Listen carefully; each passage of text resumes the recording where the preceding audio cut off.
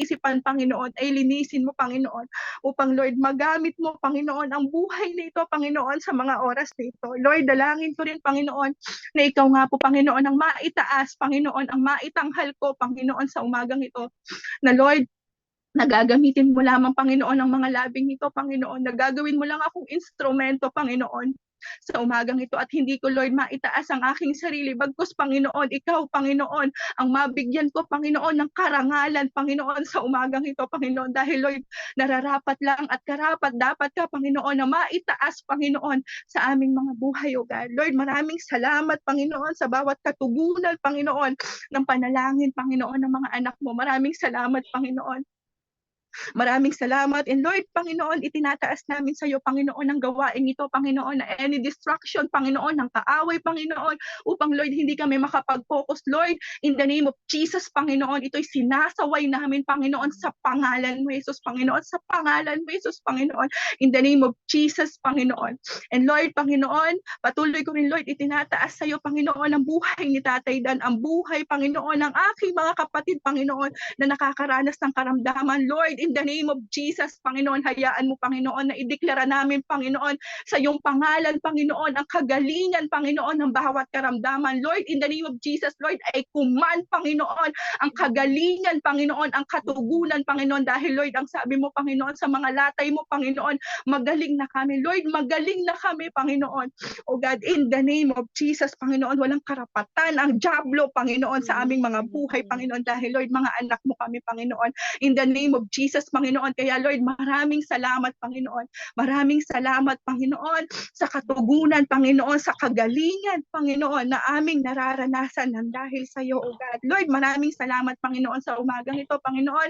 Ikaw nga, banal na Espiritu, Panginoon, ang siyang kumilos sa aming mga buhay, sa aming kalagitnaan. Ina-acknowledge namin, Panginoon, ang presensya mo, banal na Espiritu, dahil, Lord, naniniwala kami. Apart from you, Panginoon, we are nothing. I am nothing, Panginoon.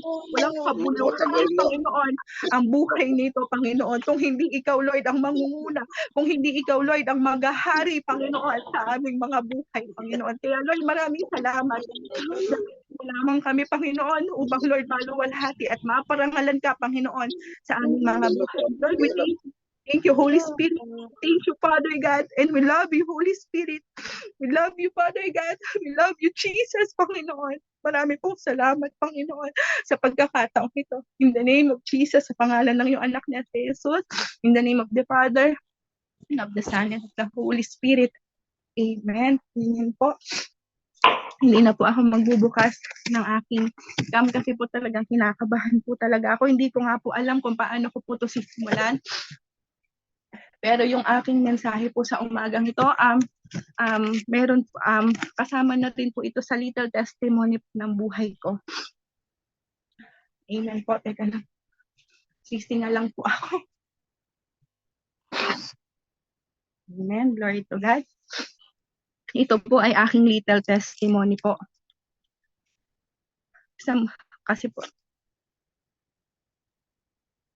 Kasi di ba po amen po bago ko po sabihin ang aking topic, di ba po bilang mga tao, di ba, hindi naman po tayo basta-basta sumulpot sa mundong ito. Amen.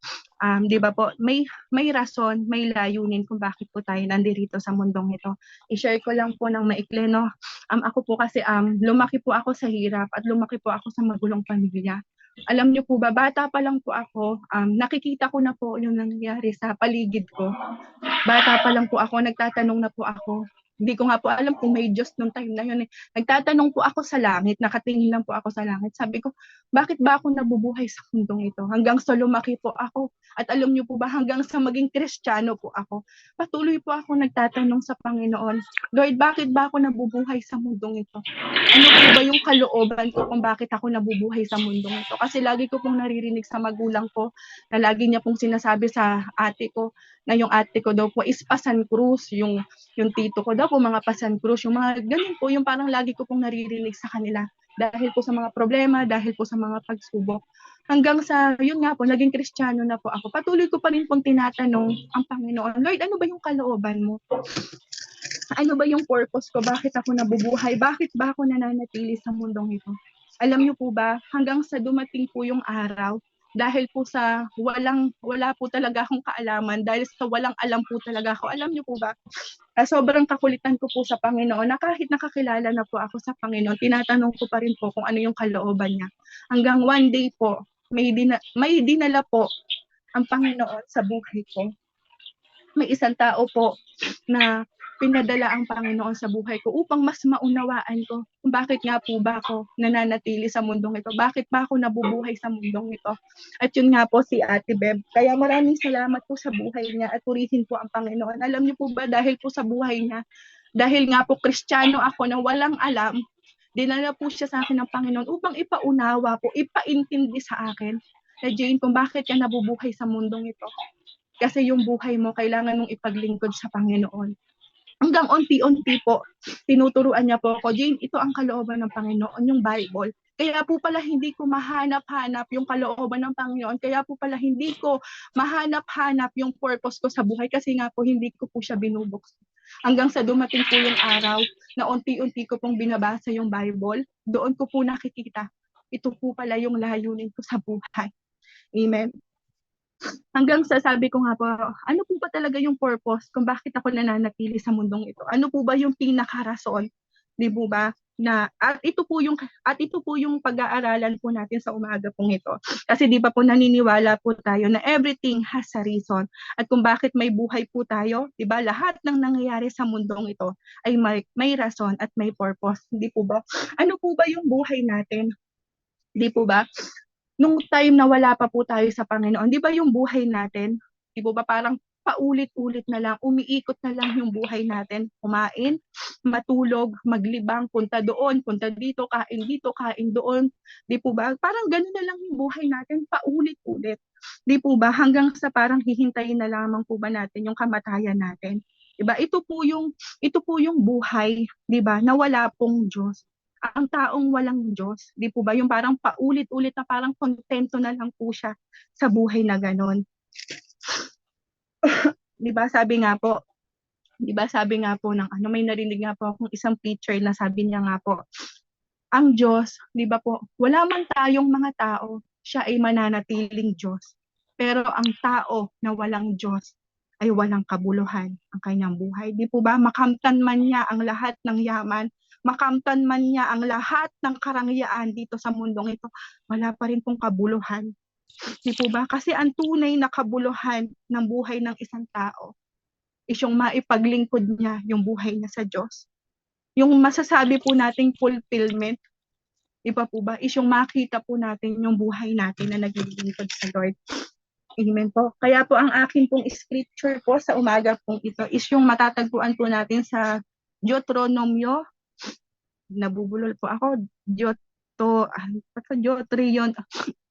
Deuteronomio 11:13-19 po. At ang aking title po sa umagang ito is Why Serving the Lord? 'Di ba? Bakit po ba tayo dapat maglingkod sa Diyos? 'Di po ba? Yan po yung isa po sa mga katanungan ko po. Babasahin ko lang po dito sa 13. Kaya nga, kung susundin lamang ninyo ang utos na sinasabi ko sa inyo ngayon, ibigin ninyo ang Diyos ninyong si Yahweh at paglingkuran ng buong puso't kaluluwa. Sa tamang panahon ay papaulanin niya sa lupaing iyon at magiging sagana kayo sa pagkain, inumin at langis. Pananatilihin niyang sariwa ang damo para sa inyong mga alagang hayop upang kayo'y sumagana sa lahat ng bagay. Di po ba? May pagpapala po, no, sa pagsunod po natin sa ating Panginoon. Pero sabi po dito sa verse 16, ngunit mag-ingat kayo, huwag kayong padadaya, huwag kayong sasamba ni maglilingkod sa mga Diyos-Diyosan. Kapag tinalikuran ninyo si Yahweh, kapupuotan niya kayo, isasara niya ang langit at hindi ito pauulanin. Kapag nangyari ito, mamamatay ang inyong mga pananim at malilipol kayo sa mabuting lupaing ibinigay niya sa inyo. Amen. Verse 18 po sabi dito, itanim nga ninyo ang mga utos na ito sa inyong mga puso't kaluluwa. Ipulupot ninyo ito sa inyong mga kamay bilang tanda at itali sa inyong noo. Verse 19 po, ituro ninyo sa inyong mga anak, pag-aralan ninyo ito sa inyong tahanan, sa inyong paglalakbay, sa inyong pagtulog sa gabi, at sa inyong pagbangon sa umaga. Amen. Glory to God po. Diba, dito po makikita po natin, no? Once na tayo daw po ay susunod sa Panginoon, di po ba? Ito po ay may pagpapala. Diba, mababasa po natin, diba po dito? Sa tama, sabi po diba dito sa 13, kaya nga kung susundin lamang ninyo ang utos na sinasabi ko sa inyo ngayon, ibigin ninyo ang Diyos ninyong si Yahweh at paglingkuran ng buong puso. Sa tamang panahon ay pauulanin niya sa lupaing iyon at magiging sagana kayo sa pagkain, inumin at langis. Pananatilihin niya ang sariwa ang damo para sa inyong mga alagang hayop upang kayo'y sumagana sa lahat ng bagay. Di po ba? May pagpapala po. Di po ba? Pero kung titignan po natin, no, bakit po ba tayo naglilingkod sa Panginoon? Di ba? Bakit po ba tayo naglilingkod sa Diyos? Para lang po ba sa pagpapala? Dahil ba alam natin na may pagpapala once na tayo po ay sumunod sa Panginoon? Di ba po? Di ba? Hindi po natin madadaya ang Panginoon eh. Di po ba? Kumbaga, madaya man po natin at maloko man po natin yung ibang tao. Pero ang Diyos, alam niya ang nilalaman ng ating puso't kaisipan. Di po ba? Kung malinis po ba yung motibo natin o hindi.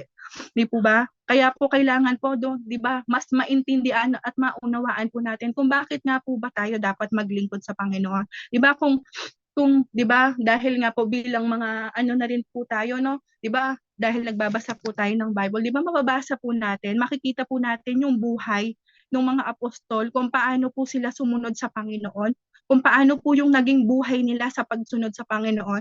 'Di ba mababasa po natin na hindi po sila sumusunod dahil sa pagpapala, 'di ba po, dahil sa mga pwedeng ibigay sa kanila ng Panginoon. 'Di po ba, bakit po ba sila sumusunod sa Panginoon? 'Di po ba? Dahil alam nila eh. Alam nila sa lahat ng pagtitiis, alam natin sa lahat ng pagtitiis dahil sa pagsunod natin sa Panginoon, alam natin na may katagumpayan sa dulo. Alam natin na may buhay na walang hanggan. Di po ba?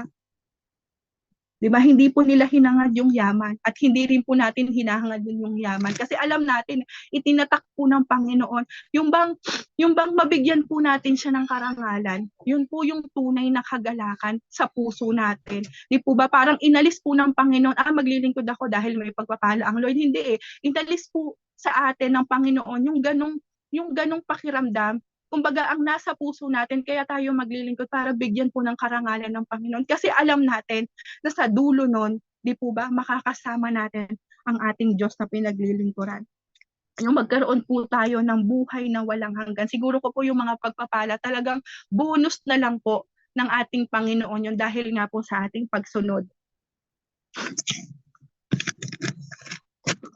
And then, magbibigay lang po ako ng 2 points dito po sa aking topic po. Diba? Bakit po natin kailangan maglingkod sa Panginoon? Number 1 po is yung you are created to serve. Tayo po ay nilikha para po maglingkod sa Panginoon. Diba? Kaya po pala tayo nabubuhay sa mundong ito. Kung bakit po ikaw at ako ay nabubuhay sa mundong ito. Diba po? Dahil tayo po ay kinreate ng Panginoon para maglingkod sa Kanya. Hindi po tayo nilikha, di ba, para maglingkod sa ibang bagay o maglingkod sa ibang tao. Di ba? Tayo po ay nilikha para maglingkod sa Panginoon. Di ba? Sa kabila po ng ating mga kaabalahan, kailangan po natin maunawaan na may bahagi po sa buhay natin na mapaglingkuran po natin ang ating Diyos na buhay.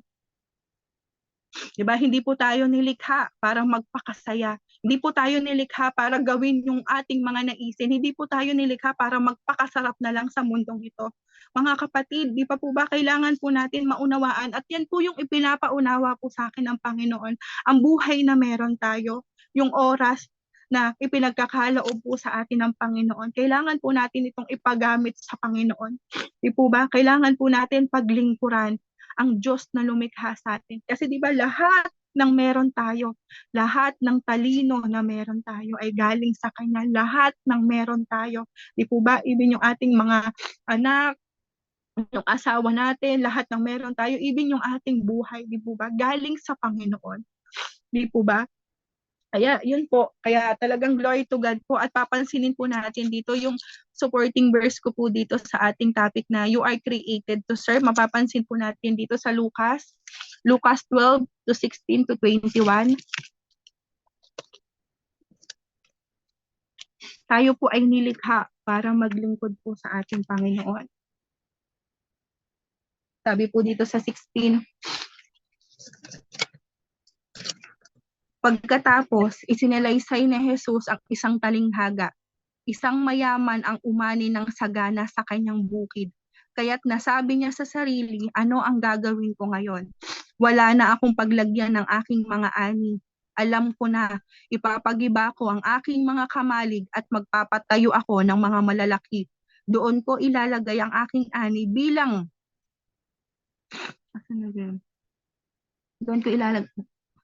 doon ko ilalagay ang aking ani at ibang ari-arian.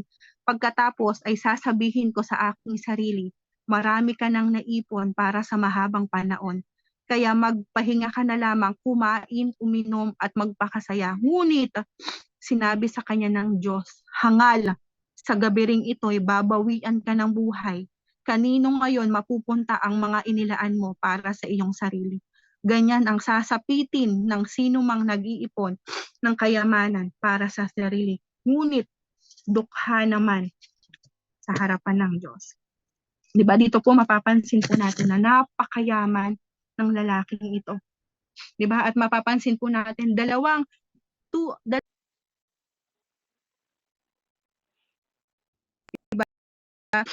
pong beses na sinabi dito, pagkatapos ay sasabihin ko sa aking sarili, 2 times pong sinabi, dito po natin makikita yung pagiging makasarili ng taong ito, yung pagiging selfish, na hindi niya man lang naisip, di ba po, sa dami ng kanyang kayamanan, sa dami ng kanyang naipon, ni hindi niya lang po naisip na sharean man lang po yung ibang tao, o yung mga kamag-anak niya.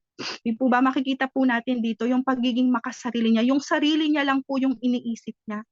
Amen po. At yung verse 19, sabi po niya dito, pagkatapos ay sasabihin ko sa aking sarili, marami ka nang naipon para sa mahabang panahon. Kaya magpahinga ka na lamang, kumain, uminom at magpakasaya. Di po ba mga kapatid, hindi naman po tayo nilikha. Iba po ba? Para sa ating mga sarili. Hindi po tayo nilikha. Di po ba? Para magpakasarap na lang sa mundong ito. Hindi naman po tayo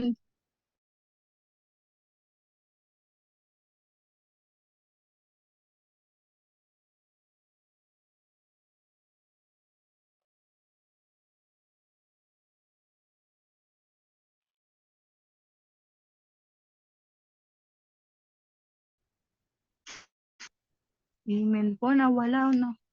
Nawawalan po ako ng signal. Di ba makikita po natin dito yung pagiging makasarili niya, na wala po siyang ibang iniisip, kundi yung sarili niya. Mga kapatid, ganito rin po ba tayo? Ganito rin po ba tayo? Kaya po ba tayo nagpapagal sa mundong ito? Kaya po ba tayo nagtatrabaho? Para lang po ba sa ating sarili? Di po ba? Hindi niya man lang naisip. Di po ba? Kaya po parang kaya sinabi po dito ng Panginoon sa kanya, ngunit sinabi sa kanya ng Diyos, hangal, sa gabi ring ito'y babawian ka ng buhay. Kanino ngayon mapupunta ang mga inilaan mo para sa iyong sarili? Di ba? Kaya po siya tinawag na hangal, kasi hindi niya man lang naisip na ibahagi sa ibang tao o sa mga nagugutom o sa mga nangangailangan yung kanyang kayamanan. Di po ba? O ibahagi man lang sa gawain ng Diyos. Di ba? Kaya po siya tinawag na hangal, kasi hindi niya man lang po pinaglingkuran ang Diyos sa pamamagitan ng kanyang kayamanan. Di ba ba? Kaya malinaw po di ba, na tayo po ay kinreate ng Panginoon para maglingkod. Hindi po para maging makasarili, hindi po para mabuhay, para lang po sa mga pangsarili po natin. Tayo po ay nilikha kung bakit po tayo nandirito, kung ano po yung layunin natin para sa Panginoon.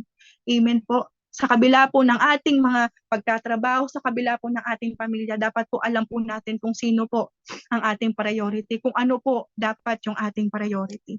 At yan po yung nakakalungkot, di po ba? Dahil maraming tao, maraming mayayaman po sa panahon po natin ngayon. Pero para lang po yun, para sa pang sarili po nila. Di po ba? Sabi nga po, di ba lagi ni Ate Beb sa akin, di ba ba? Jane, ang lahat ng meron ka ay galing sa Panginoon. Kaya kung ano man yung meron ka, di po ba? Gamitin mo para maparangalan mo ang Panginoon sa buhay mo. At yan rin po yung isa sa tumatatak sa buhay ko.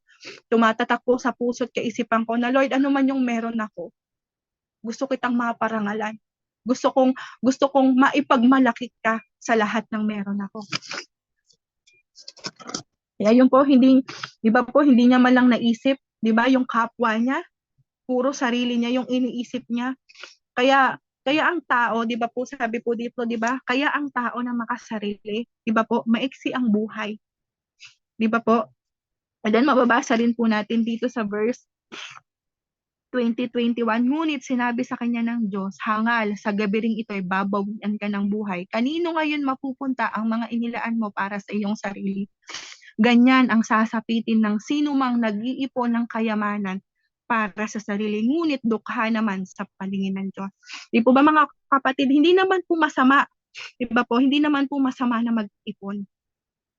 Pero kung nag-iipon lang tayo para sa ating mga sarili, di po ba, parang delikado po yun eh. Di ba? Delikado po. Di ba? Delikado po yung pagiging makasarili. Di po ba minsan may mga kapatiran, may mga kapatid po tayo, may mga kamag-anak, may mga kaibigan na lumalapit sa atin para humiram, humingi ng tulong. Di po ba? Kadalasan ang sinasagot ng ibang tao dahil din po sa karanasan po, wala. Kahit alam naman natin na meron sila. Alam naman natin na meron tayo. Once na may lumalapit po sa atin na humihiram, humihingi ng tulong, pero lagi po nating sinasagot wala at hindi. Di po ba, kapatid? May Diyos na nakakakita po sa atin. Di po ba? May Diyos na nakakakita sa atin, mga kapatid.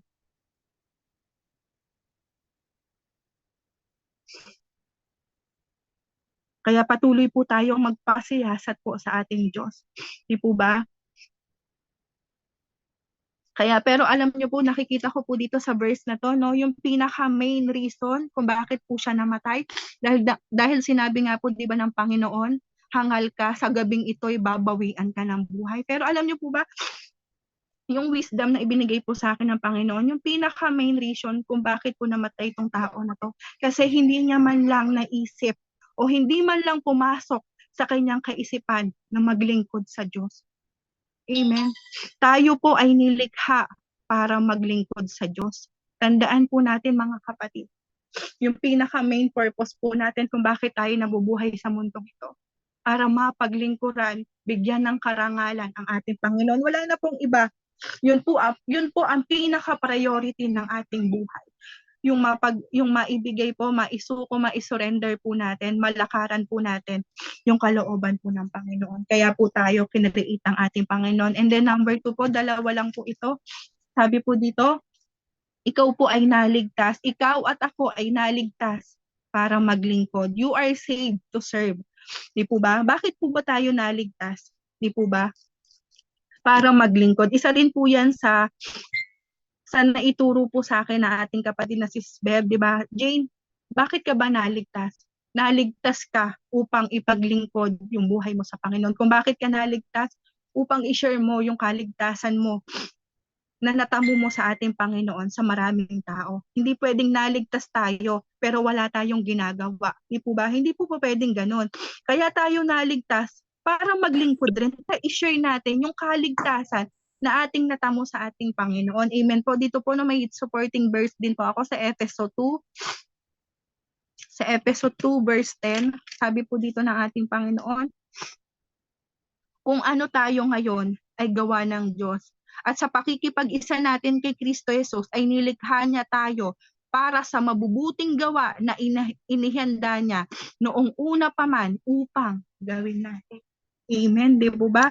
Alam na ng Panginoon sa pakikipag-isa natin sa Kanya, nilikha niya tayo para sa mabubuting gawa na inihanda niya noong una pa lang upang gawin natin ngayon.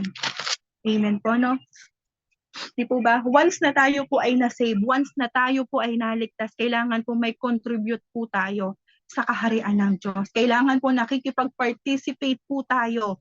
Amen po. Ang tunay na ligtas, kailangan po may bunga. Kailangan po may makikita sa atin na bunga.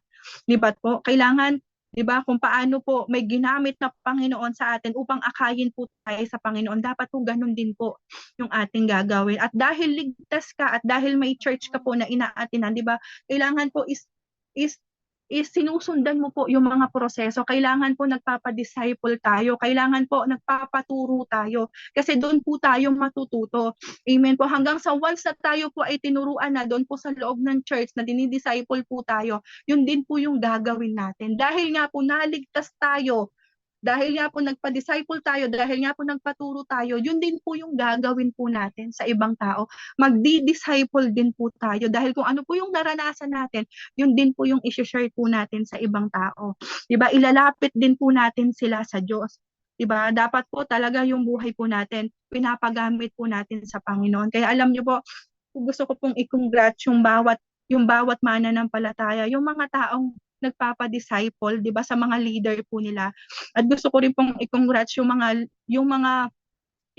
nagdi-disciple na po ngayon, yung mga nagba-Bible study na po, 'di ba, na nilalakaran na po nila, 'di ba, yung kalooban ng Panginoon na hindi po nila sinasayang, 'di ba, yung kaligtasan na kanilang natamo, yung kanilang naranasan sa ating Panginoon. Kasi 'di ba bilang mga naligtas, 'di po ba, tayo po ay nagke-create ng leaders of leaders. 'Di po ba, isa rin po 'yan sa mga naririnig ko po sa ibang ano po, sa mga ibang discipleship po na naririnig ko rin po dito rin po sa Zoom na 'di ba, na kaya yun po, gusto ko pong i-congrats yung may mga dinidisciple na po ngayon, yung mga naka-create na po ng leaders na ngayon din po ay ginagamit na po ng Panginoon. Hindi po ba? Kaya i-congrats po natin ang bawat isa. Kaya lagi po natin tatandaan, di po ba? Na sabi nga po dito sa number 2, tayo po, di po ba? Tayo po ay naligtas para maglingkod sa ating Panginoon. Di ba? Hindi po tayo naligtas para tumunganga na lamang. Hindi po tayo naligtas para sarilinin na lang po yung kaligtasan na ating natamo. Dapat po, 'di ba? Dapat po makikita po yung development sa atin bilang mananampalataya. Kailangan po nakikita po na talagang yung kaligtasan na ating natamo is nakikita na po sa ating mga buhay. Yun lamang po yung dalawang ma-share ko po. Yung number 1 po is we are created to serve, and then number 2 po, you are saved to serve. And then meron po akong conclusion po na verse yung matatagpuan po natin sa Awit 46 verse 10. Sabi po doon is, be still and know that I am your God. Di ba mga kapatid, bilang mananampalataya, bilang mga naligtas po ng ating Panginoon, hindi po magiging madali yung buhay natin. Diba? Hindi po magiging madali yung battle natin sa mundong ito. Alam po natin na sinasabi po ng kanyang salita sa Bible na ang buhay ng tao ay punong-puno po ng kapaghatian. Hindi po tayo mawawalan ng problema, hindi po tayo mawawalan ng pagsubok sa mundong ito. Pero 'di ba, isa po yung napakalinaw. Amen. Ang Diyos, di po ba, siya ang Diyos na makapangyarihan sa lahat. Siya po yung magbibigay sa atin ng kalakasan upang ang lahat ng pagsubok, di ba, lahat ng problema na ating mararanasan sa mundong ito, tutulungan tayo ng Panginoon na mapagtagumpayan po ang lahat ng ito. Di po ba? Di ba? Sabi nga po, be still, manatili ka. Hindi po sinabing tumunganga ka. Sabi niya, be still. Ano man yung sitwasyon mo, anak, gaano man kahirap, ano man yung nararanasan mo, anak, magpatuloy ka. Di ba? Piliin mo ng paulit-ulit na sumunod sa kalooban ko. Because I am your God. Kasi ako yung Diyos mong makapangyarihan. Dahil 'di ba sabi nga po sa kanyang salita nang sinabi niyang Emmanuel, na ibig sabihin daw po is God is with us, 'di ba? Sa lahat ng laban po natin, hindi po tayo nag-iisa dahil kasama po natin ang Diyos. Wala po tayong hindi mapagtatagumpayan. Gaano man po kahirap yung sitwasyon na ating mararanasan sa mundong ito, kasama po natin ang Diyos. Hindi niya tayo iiwan ni pababayaan man. Sabi nga po, 'di ba? Iwan man tayo ng maraming tao, pero ang Diyos ay mananatili sa tabi po natin hanggang dulo, 'di ba? Hanggang sa katapusan daw po ng daigdig na ito. Kaya patuloy lang po natin, 'di ba? Patuloy lang po nating siguraduhin na naka-align po tayo, di pa ba, sa salita ng Panginoon. Di po ba? Kaya napakahalaga po sa atin bilang mga Kristiyano yung prayer, yung pagbabasa po ng Bible, kasi ayan po yung magiging kalakasan po natin. Di pa ba? Once na tayo po ay nasa gitna ng pagsubok, Kaya kailangan po na talagang may mga verses po tayo na kabisado. Kasi di ba once na nananalangin tayo, Lord, sinabi mo sa Hebrew 13 verse 5 na hindi mo kami iiwan ni pababayaan man. Lord, sabi mo sa Pilipos na wala kaming hindi mapagtatagumpayan dahil ikaw ang magbibigay sa amin ng kalakasan. Di ba? Once na tayo ay nasa pagsubok, di ba? Ang nagiging kalakasan natin, yung mga pangako, yung mga salita ng Panginoon na talagang ipinaglalaban natin na totoo at makapangyarihan yung salita ng Panginoon. Kaya doon po sa aking conclusion, sa verse na yun sa 46 verse 10 na, be still and know that I am your God. Mga kapatid, magpatuloy po tayo. Hindi man magiging madali yung buhay natin, hindi man magiging madali yung battle natin. Kasama po natin ang ating Panginoon at wala po tayong hindi mapagtatagumpayan. Kaya yun, kasama po yan sa little testimony ko. Ngayon po, nagpapasalamat po ako sa Panginoon dahil unti-unti nakikita ko na po at pinakita po sa akin ng Panginoon kung bakit po ba ako nabubuhay sa mundong ito. Bakit kailangan kong maglingkod sa Panginoon? Di ba po yung title ko po, Why Serving the Lord? Bakit po ba tayo dapat maglingkod sa Panginoon? Kasi ito po yung tunay na buhay. Di po ba? Ito yung tunay na kagalakan. Di ba? Ito po yung tunay na pag-asa. Di po ba? Ito po yung tunay na joy. Yung maibigay po natin ng buong buo yung ating buhay. At 'di ba ito isa rin po ito sa talagang nagbibigay sa atin ng joy na 'di ba hindi na po natin tinitignan yung kayamanan, hindi na po natin tinitignan yung pagpapala na kayang ibigay sa atin ng Diyos eh. Hindi po eh, 'di ba? Kaya po tayo naglilingkod kasi alam natin kasi alam po natin. Kasi alam po natin na sa dulo may katagumpayan. Alam natin sa dulo na makakasama po natin ang ating Diyos na buhay. At yun po yung pinaka-aasam po natin bilang mga Kristiyano, bilang mga mananampalataya. Kung bakit po tayo lumalaban, kung bakit po tayo nagpapatuloy, di po ba, kung bakit tayo ngumingiti, di po ba, wala pong ibang dahilan kundi ang ating Diyos na buhay. Yun lamang po sa akin. Pasensya na po kung magulo po yung mensahe ko dahil talagang kinakabahan po ako. Yun lamang po sa akin ngayon. And to God be all the glory po. Sige po, manalangin po tayo. Ako. Hallelujah. Hallelujah, Jesus, Panginoon. Hallelujah, Father God. Hallelujah, Holy Spirit. Muli, Panginoon, marami pong salamat, Panginoon, sa mga oras nito. Maraming salamat po, Panginoon, sa mga salita mo, Panginoon, na nagbibigay ng kalakasan, Panginoon, na nagbibigay ng dahilan, Panginoon, upang mas lalo kami magpatuloy, Panginoon, sa kabila ng mga pagsubok, Panginoon, sa kabila ng mga kahirapan, Panginoon, na ibinabato ng kaaway, Panginoon, na mas lalo mo lang kami, Panginoon, binibigyan ng rason, Panginoon, upang mas lalong magpatuloy, upang mas lalong magtiwala, Panginoon, dahil ikaw ang aming Diyos na makapangyarihan sa lahat, Panginoon. Ang hindi namin kayang gawin, Panginoon, ay napakasimple lamang sa iyo, Panginoon. Ang lahat ng bagay, Panginoon, ay kontrolado mo, Panginoon. Kaya, Lord, maraming salamat, Panginoon. Banal na Espiritu, patuloy mo kaming turuan. Patuloy mo kaming turuan na sumunod sa iyo, Panginoon. Ano man yung mga sitwasyon namin sa buhay, Panginoon, turuan mo kami, Panginoon, na paulit-ulit namin, Panginoon, na piliin, Panginoon, na sumunod sa iyo, Lord, kahit pagapang, Panginoon. Kahit pagapang, Panginoon, pipiliin namin sa iyo, Panginoon, na sumunod, Panginoon, dahil, Lord, ito ang aming nagiging kalakasan, Panginoon. Ikaw ang aming kalakasan, Panginoon. Dahil, Lord, naniniwala kami, Panginoon, kung walang ikaw, kung walang Jesus, Panginoon, wala rin kami, Panginoon. Wala rin matatawag na kami, Panginoon. Ikaw, Panginoon, ang tunay na kabuluhan ng buhay sa mundong ito, Panginoon. Ikaw ang nagbigay sa amin ng napakagandang kabuluhan ng buhay, Panginoon, na hindi man namin, Panginoon, makamtan, Panginoon, ang yaman sa mundo, Panginoon. Pero kung meron kami, ikaw, Panginoon, lahat-lahat, Panginoon, ay meron na kami, Panginoon. Kaya, Lord, maraming salamat, Panginoon, sa kapayapaan. Maraming salamat, Panginoon, dahil sa kapanatagan, Panginoon, na nagmumula sa iyo sa kagalakan, Panginoon. Marami pong salamat, Panginoon, sa pag-asa, Panginoon, na nagmumula sa iyo, Panginoon.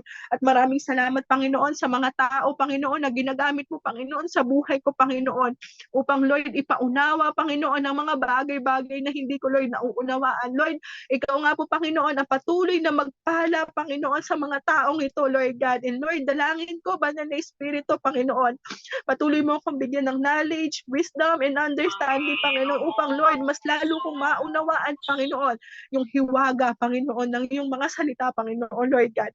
In the name of Jesus, Panginoon. Lord, maraming salamat, Panginoon. Hayaan mo, Panginoon, sa umagang ito, Panginoon, na i-declare namin, Panginoon, ang blessing upon blessing, Panginoon, sa bawat buhay ng mga anak mo, Panginoon, provision upon provision, Panginoon, sa lahat ng mga anak mo, Panginoon. And Lord, Panginoon, I declare, Panginoon, sa iyong pangalan, Panginoon Jesus, Panginoon, ang katagumpayan, Panginoon, ang victory upon victory, Panginoon, O God, na nagmumula sa iyo, Lord God, in the name of Jesus, Panginoon. Marami pong salamat, Panginoon. Maraming salamat, Holy Spirit. Maraming salamat, Father God, Panginoon, sa opportunity nito, sa magandang umagang ito, Panginoon. Marami pong salamat, Panginoon.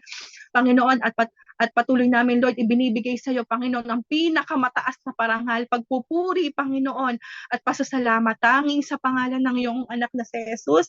In the name of the Father, and of the Son, and of the Holy Spirit. Amen. Amen.